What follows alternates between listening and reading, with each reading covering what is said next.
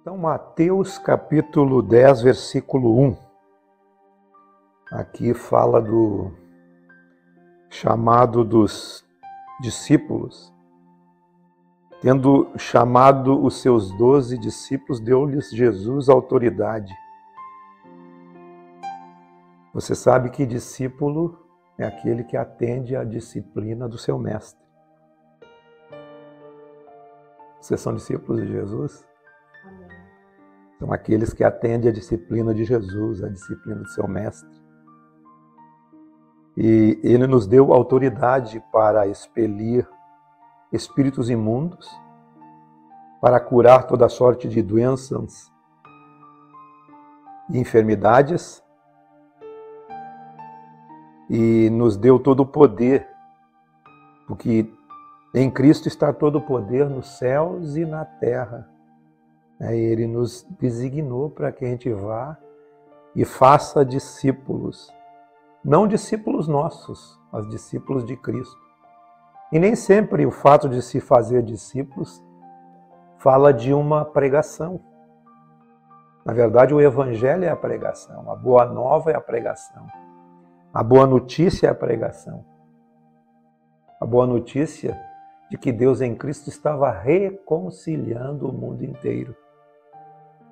E deu Jesus instruções a nós, para que a gente caminhe através de uma vida íntegra, de uma vida de alguém que serve a Cristo, de alguém que realmente professa o Evangelho com as suas ações, com a sua própria vida. Ele nos deu exemplo para que, assim como Ele faz, nós também façamos. Esse é o verdadeiro Evangelho. E à medida que você caminha na existência, caminha no seu dia a dia, você vai fazendo discípulos. Vai fazendo discípulos de todas as nações. A gente pode sair para as nações e pregar o Evangelho, com certeza. Mas nós temos que permanecer primeiro em Jerusalém, Judéia, Samaria e depois os confins da terra.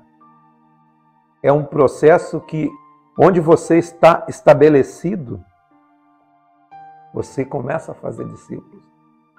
Começar a fazer discípulos entre os filhos, entre marido e esposa. Os discípulos de Jesus começam a serem feitos assim, à medida que nós temos o Evangelho presente em nós, à medida que nós temos a vida eterna em nós. Nós que cremos, recebemos a vida eterna. À medida que você seguir, pregue que está próximo o reino de Deus. O reino de Deus está em nós, está bem próximo. Está próximo o reino de Deus. O reino de Deus está sendo manifesto. Jesus disse que o reino de Deus, ele é tomado por um esforço. E por esforço nós entramos nele. Entrar por esforço é entrar por fé. É o único esforço que nós temos que fazer. É o esforço da fé, de crer. Curar enfermos, ressuscitar mortos. Nós fomos enviados para curar enfermos. Jesus faz menção do texto de Isaías, quando ele esteve pela primeira vez na sinagoga e leu o texto de Isaías. E ele disse: o Espírito do Senhor está sobre mim, porque me enviou para pregar boa nova aos cativos, boa nova à humanidade, pregar o Evangelho, pôr em liberdade os cativos e anunciar o reino de Deus. Então nós fomos enviados para libertar, para curar, para perdoar. Aquele a quem nós perdoamos serão perdoados. Aqueles a quem nós retemos perdão não serão perdoados, serão retidos. Ofereça perdão, ressuscite mortos. A palavra do Evangelho ressuscita uma pessoa que está morta. Eu não estou falando da morte física. Muitas pessoas vivem, mas estão mortas. A vida verdadeira é a vida de Cristo em nós. Cristo é a verdadeira vida. Purificai os leprosos, os pecadores, expeli demônios, de graça recebestes, de graça dai. Esse é o Evangelho. Não se provenha de ouro. Não se preocupe com riquezas, até porque Jesus disse que onde está o teu tesouro, aí está o teu coração. Não ajunte riquezas nessa terra. Não acumule. Não se provenha disso, porque Deus nos sustenta. Tendo o sustento dentro do nosso espírito, nós teremos também o sustento material. Em tudo nós daremos graça, porque em tudo nós receberemos de Deus.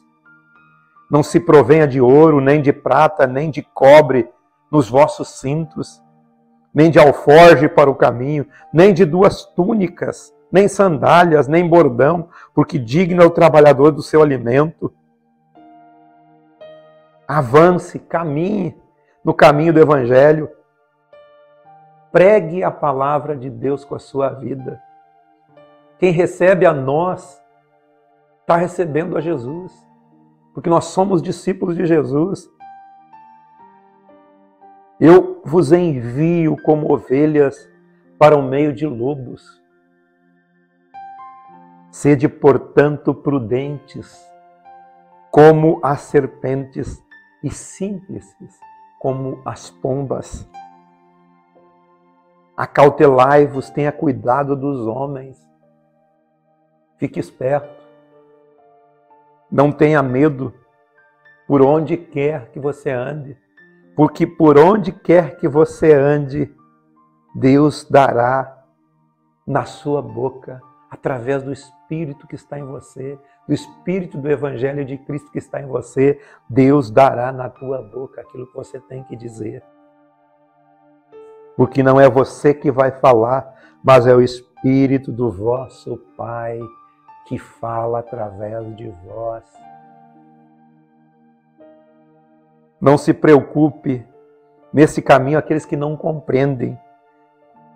Uns entregarão seu próprio irmão à morte, e o pai, o filho, e os filhos haverá que se levantarão contra os seus progenitores e os matarão. Por quê? Porque não crerão na palavra do Evangelho.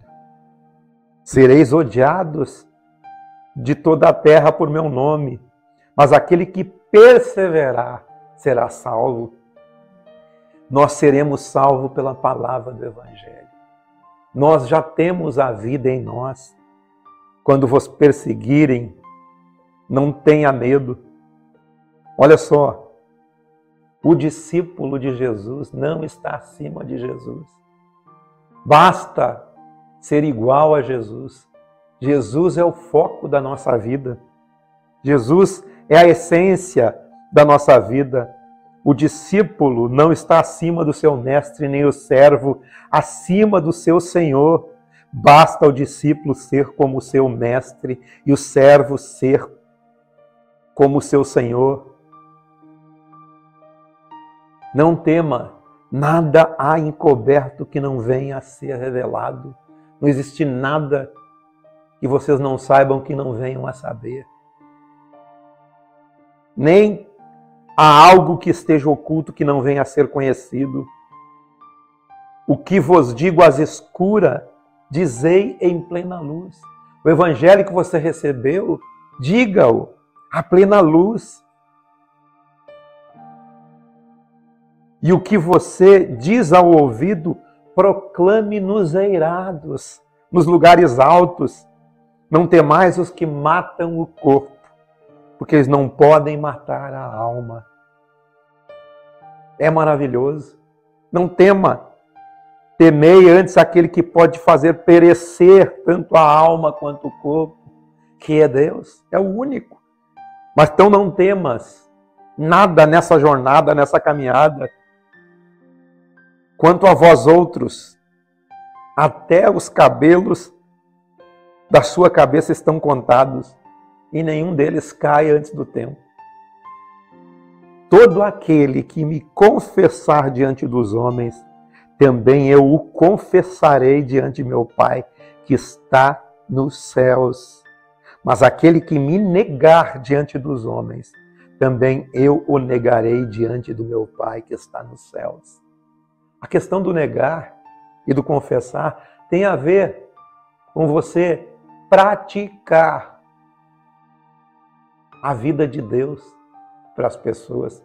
Quando nós não praticamos, nós estamos negando a Deus. Quando praticamos, nós estamos anunciando. É simples assim.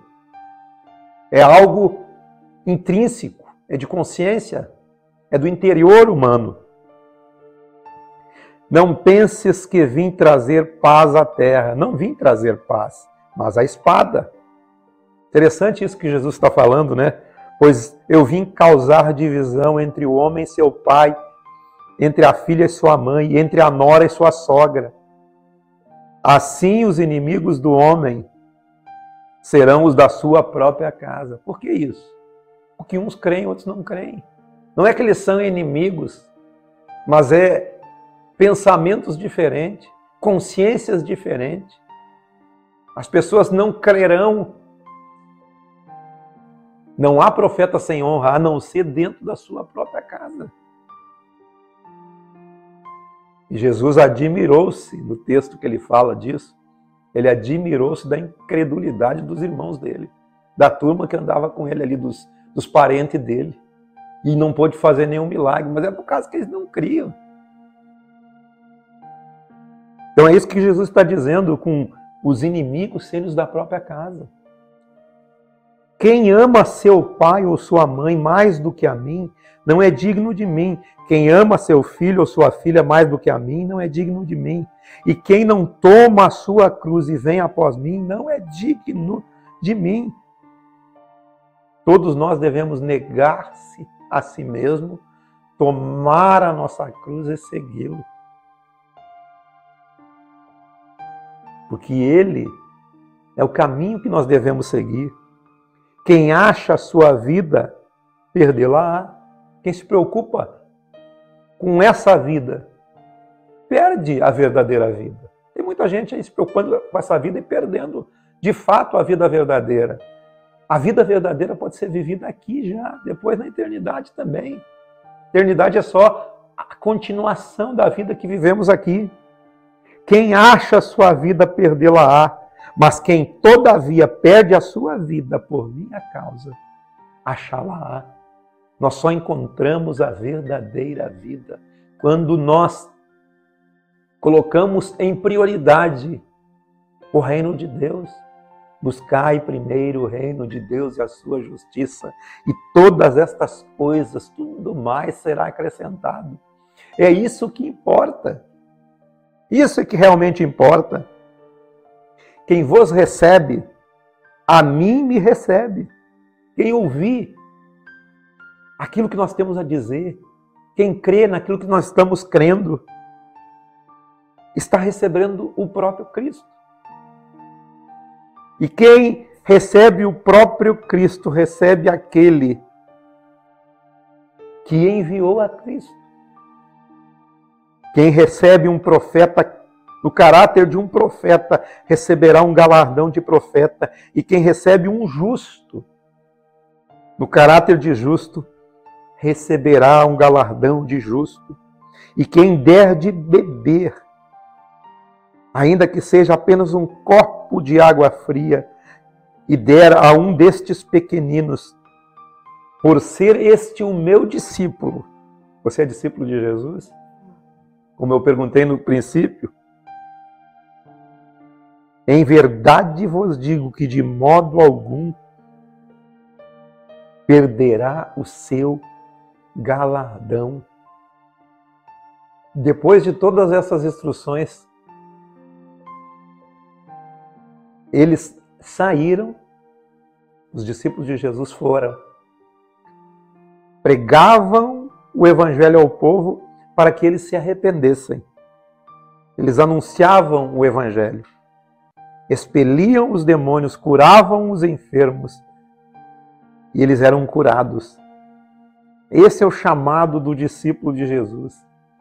O chamado do discípulo de Jesus é um chamado para a vida, para viver a vida e a existência seguindo o caminho de Jesus, anunciando a Jesus. À medida que anda, à medida que caminha, ele anuncia Jesus. É esse o caminho dos discípulos de Jesus, e é o nosso caminho.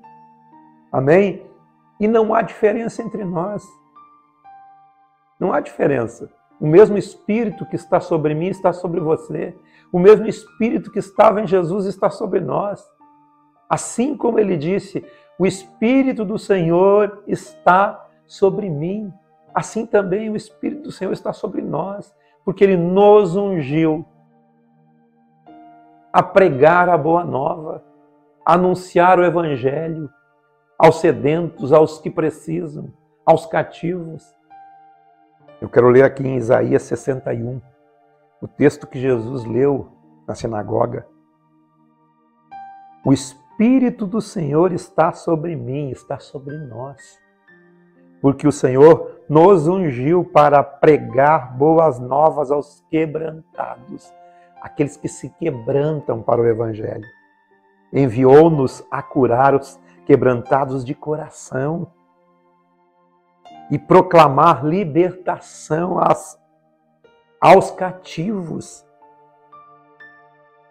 e pôr em liberdade os algemados e apregoar o ano aceitável do Senhor e pôr sobre aqueles que estão de luto uma coroa em vez de cinzas, óleo de alegria em vez de pranto, vestes de louvor em vez de espírito angustiado, a fim de que se chamem carvalhos de justiça.